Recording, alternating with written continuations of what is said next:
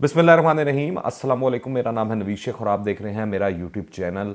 एक बहुत अहम इंकशाफ हुआ है फॉरेन फंडिंग केस के हवाले से कि स्टेट बैंक ऑफ पाकिस्तान से मांगे गए पीटीआई दस्तावेज़ात और बैंक स्टेटमेंट्स की 8 जिल्दें जो हैं वो खुफिया रखी गई हैं। इसके बाद सवाल उठना शुरू हो चुका है कि या यही वो साफ और शफाफ जो तहरीक इंसाफ में चलना था, जो किरदार था जिसके बारे में लोगों को 22 साल से इमरान खान ने जद्दोजहद कर कर अपना पैगाम पहुंचाया और जिसका लोगों से वादा किया गया था, यही सब कुछ था। क्योंकि इन 8 जिल्दों के हवाले से कहा जा रहा है कि बहुत से ऐसे ममालिक से फंडिंग और बहुत से ऐसे अकाउंट से फंडिंग पीटीआई को मिली है जिसके बाद उनका लिंक पाकिस्तान के नंबर 1 दुश्मनों के साथ साबित हो सकता है। मैं कोई कॉन्स्पिरेसी थ्योरी आपको नहीं सुना रहा या कोई अपनी तरफ से कहानियां नहीं गाड़ रहा हूं, मैं सिर्फ आपके सामने हकायक रखना चाहता हूं। नतीजा या जो भी आपने इसका निकालना हो वो आप खुद अखज़ कर लें, खुद बना लें। तहरीके इंसाफ को आप देखें, यूरोपीय ममालिक हों और मशरिक़ वस्ता के ममालिक के अलावा अमरीका, कनाडा, बरतानिया, Japan, Singapore, Hong Kong, Switzerland, Netherland और फिनलैंड समेत हमारे दुश्मन नंबर 1 2 जो ममालिक हैं उनसे भी फंड्स मौसूल हुए हैं और इसमें कोई दूसरी दो राय नहीं है। ये तमाम रिकॉर्ड जो हैं वो अकबर एस बाबर जो हैं वो सामने ले आए हैं और जो इलेक्शन कमीशन ने इन्वेस्टिगेशन की है उसके अंदर ये चीज़ें सामने आ चुकी हैं। तो इस सब के बाद इंसान सोचने पर मजबूर हो जाता है कि जानते बूझते हुए तो नहीं इमरान खान जो है वो पाकिस्तान को IMF के सामने गिरवी रखवाना चाहते हैं, कहीं जानते बूझते तो नहीं चुन चुन कर ऐसे नाअहल और निकम्मे और निकट्टू किस्म के लोग इदारों में लगाए जा रहे हैं कि पूरे का पूरा निज़ाम बैठ जाए, पूरे के पूरे इदारे जो हैं तबाह बर्बाद हो जाएं। आप देखें पंजाब के अंदर जिस शख्स को वज़ीर आला बनाया गया उसके रिज़ल्ट हमने सियालकोट में भी देखा, मोटरवे केस के दौरान भी देखा कि किस तरह जो है जिसके साथ जुल्म हुआ है उसकी विक्टिमाइजेशन की जा रही है। और फिर इसी तरह जो मरी के अंदर सारा सानिया हुआ उसके बाद भी हमने वजीरों के बयानात देखे कि किस तरह आम आवाम की विक्टिमाइजेशन जो है हुकूमत के जानिब से की गई। और फिर आप इस सारे मामले को जोड़ दें कि पंजाब जो पुलिस है वो ठीक है या गलत है, पर आज जो इस तरह की पंजाब पुलिस है ये गुज़िश्ता दौर के मुकाबले में बहुत ही ख़राब है। गुज़िश्ता दौर के अंदर पंजाब पुलिस ने जो लॉ एंड ऑर्डर की सिचुएशन थी और जो उसकी कारकर्दगी थी आज के वक्त के हिसाब से बहुत बेहतर थी, लाख दर्जे बेहतर थी। क्योंकि इस दौर के अंदर आते साथ ही चाहते हुए प्लान तरीके से आप देखें 3 साढ़े 3 सालों के अंदर जितने तकर्रुर और तबादले पंजाब पुलिस के अंदर हुए हैं शायद ही इतने 70 सालों के अंदर पंजाब पुलिस के अंदर नहीं हुए होंगे। तो इसके बाद लोग तो कहते हैं और सोचना शुरू कर देते हैं कि ये तमाम कुछ जानबूझकर किया जा रहा है और ताकि पाकिस्तान जो है वो बिल्कुल फेल हो जाए। और आप देखें इस फॉरेन फंडिंग केस को आपने मामूली चीज़ नहीं समझना है। जिन ममालिक से फंडिंग के इल्ज़ामात हैं वो कोई छोटी मोटी चीज़ें नहीं है, क्योंकि याद रखें जब आप माशी तौर पर फेल होंगे तो ना ही आपकी एटमी कुव्वत जो है, डिटेरेंस जो है, एटॉमिक डिटेरेंस जो है वो बरकरार रख सकेंगे, ना ही आप इतनी बड़ी फौज को जो है वो चला सकेंगे, मैनेज कर सकेंगे।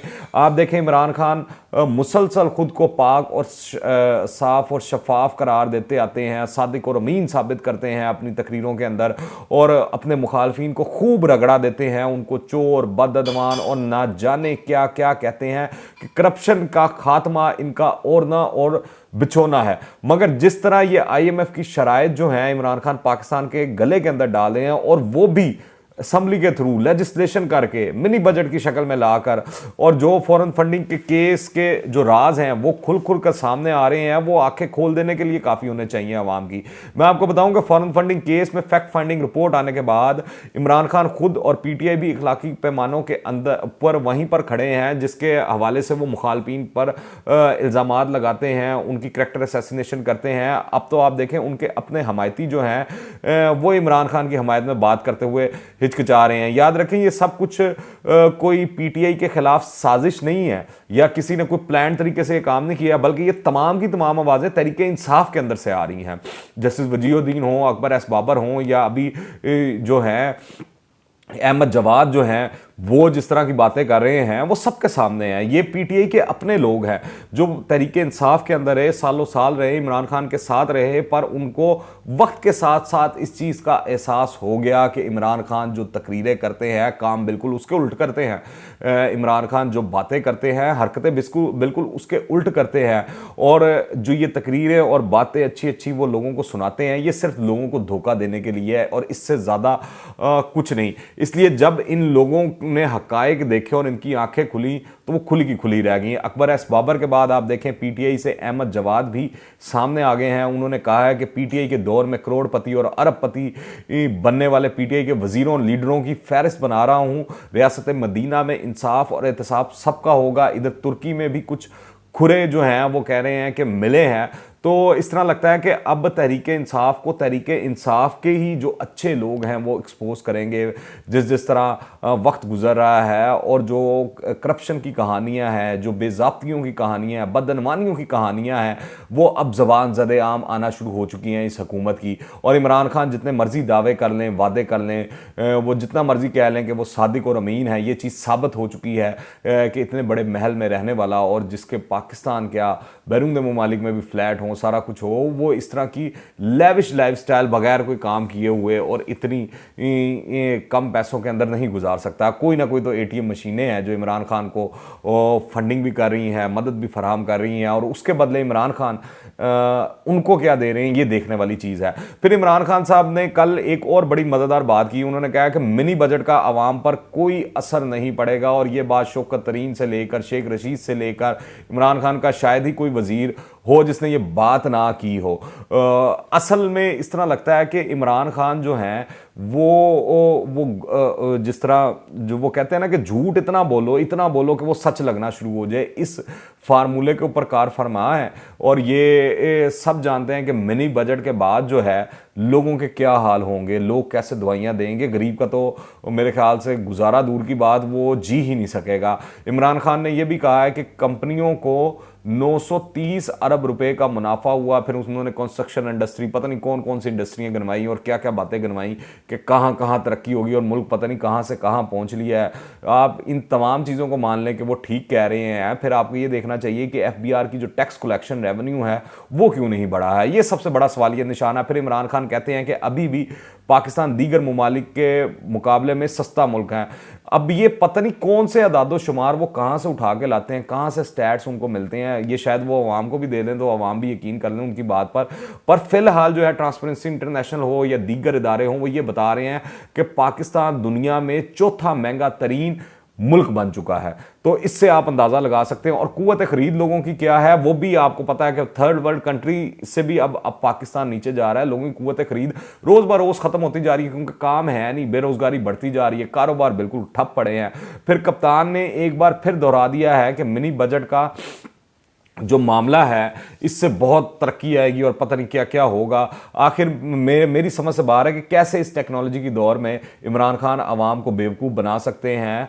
अभी तो बजट पास नहीं हुआ है मगर उसके असरात जो हैं लोगों तक पहुंचना शुरू हो चुके हैं, सामने आना शुरू हो चुके हैं। आप देखें कि जब बिजली महंगी होगी, जब गैस महंगी होगी, तो ना ही आपकी इंडस्ट्री जो है इंटरनेशनली कम्पीट कर पाएगी और ना ही लोकली कम्पीट कर पाएगी, क्योंकि जो आपका प्रोडक्ट बनना है वो महंगा बनना है। तो जब वो महंगा बनना है दूसरे ममालिक के मुकाबले में, तो आप कैसे वो कम्पीट करेंगे। इस वक्त तो जो घरेलू सार्फिन हैं उनके जो बिजली के बिल आ रहे हैं वो सर्दियों के अंदर कानों को हाथ लगा रहे हैं, उनके सर्दियों में कानों से धुएं निकल रहे हैं। तो बाकियों का क्या कहना। देखा जाए तो हुकूमत IMF की शराइत के तहत मिनी बजट मंजूर करवाने के लिए जितनी बेताब है, ओपोजिशन उतना ही इस मामले को जो है वो पीछे करना चाहती है, डिले करना चाहती है, क्योंकि ओपोजिशन जमातों का कहना है कि मिनी बजट से अवाम पर महंगाई का मजीद बोझ पड़ेगा जिसे वो बर्दाश्त नहीं कर सकते। और ये बात बिल्कुल सच है, इसमें कोई दूसरी दो राय नहीं है। फिलहाल तहरीक इंसाफ जिस तरह अवाम पर IMF को तरजीह दे रही है, उससे तो ये लगता है कि आइंदा इंतखाबात में अवाम उस पर एतमाद का इजहार बिल्कुल नहीं करेंगे। और इस चीज़ का इमरान खान को ऐसा झटका लगेगा कि इमरान खान के जो चारों तबक हैं वो रोशन होने की कभी उम्मीद नज़र आ रही है। आलमी क्या, अब तो लोकल जो माहिरीन हैं वो भी कह रहे हैं कि पाकिस्तान इस वक्त इस सतह पर आ चुका है कि आज डिफ़ॉल्ट करता है तो कल करता है, क्योंकि इस बार पाकिस्तान को ज़राअत जो है उसको भी लगता है कि एक साजिश के तहत तबाह किया गया। जो DAP खाद का रेट निकाला गया और जिस तरह किसान जो हैं वो ज़लीलो ख्वार होते रहे लाइनों में लग लग कर, वो भी आप सबके सामने है। और जिस तरह अब गंदम का बहरान दिखाई देना शुरू हो चुका है, लोग कह रहे हैं, खुले आम कह रहे हैं, अल्फाज के अंदर कह रहे हैं कि जिस तरह DAP नापैद हुई और जिस तरह वो ब्लैक मार्केट में बिकती रही डबल से जायद कीमतों के ऊपर, उसके बाद लोगों ने गंदम नहीं उगानी। क्योंकि आप देखें ये ज़राअत ही हमारी बैकबोन थी, जिसके हवाले से कहा जाता है कि चाहे हम डिफ़ॉल्ट कर जाएं पर हम अपनी आवाम को भूखा नहीं मरने देंगे, क्योंकि हम अपना अनाज जो है वो खुद उगाते हैं। पर अब ऐसा नहीं है, हम तो अब दालें और ये जो सोयाबीन और दीगर जो खुर्दनी तेल है उसको इंपोर्ट करने के अलावा गंदम भी इंपोर्ट कर रहे हैं। तो इसके बाद पीछे बच क्या जाता है?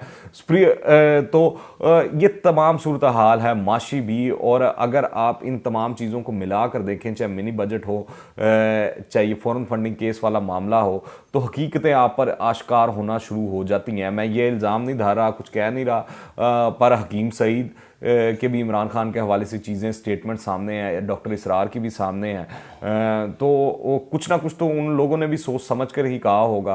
फिर दूसरी जानिब एक बहुत ही अहम काम हुआ कल, वो ये था कि सुप्रीम कोर्ट बार एसोसिएशन ने ताहयात नाअहली ख़त्म करने के लिए दरख्वास्त जो है वो तैयार कर ली, दायर कर ली।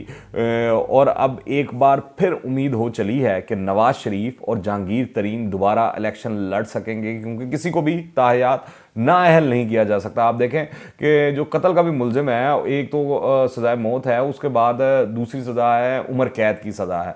उम्र कैद की सज़ा भी 14 साल होती है और उसके अंदर आप जेल के अंदर देखें तो वो दिन और रातें मिलाकर वो काउंट किया जाता है, एक एक दिन काउंट किया जाता है। तो उस हिसाब से भी देखें तो कत्ल के अंदर अगर उम्र कैद की सज़ा हो तो वो भी 7 साल है। तो इसके अंदर आप कैसे ताहयात नाअहली करार दे सकते हैं? तो आइन से मुतसादिम ये मामला है। तो सदर सुप्रीम कोर्ट एहसन भून जो हैं वो भी इसके अंदर पार्टी हैं और वो बड़ा उनका क्लियर कट इस हवाले से मौक़िफ़ है कि सुप्रीम कोर्ट से इस मामले पर रिलीफ मिलेगा। देखते हैं, अगर रिलीफ मिलता है तो ये पाकिस्तान की सियासत के अंदर एक नया भूचाल पैदा कर सकता है।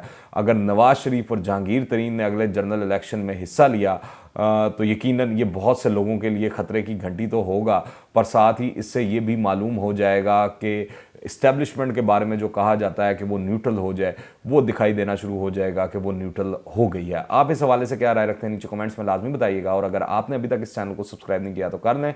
दुआ में याद रखिएगा। अंटिल द नेक्स्ट टाइम, अल्लाह हाफिज़।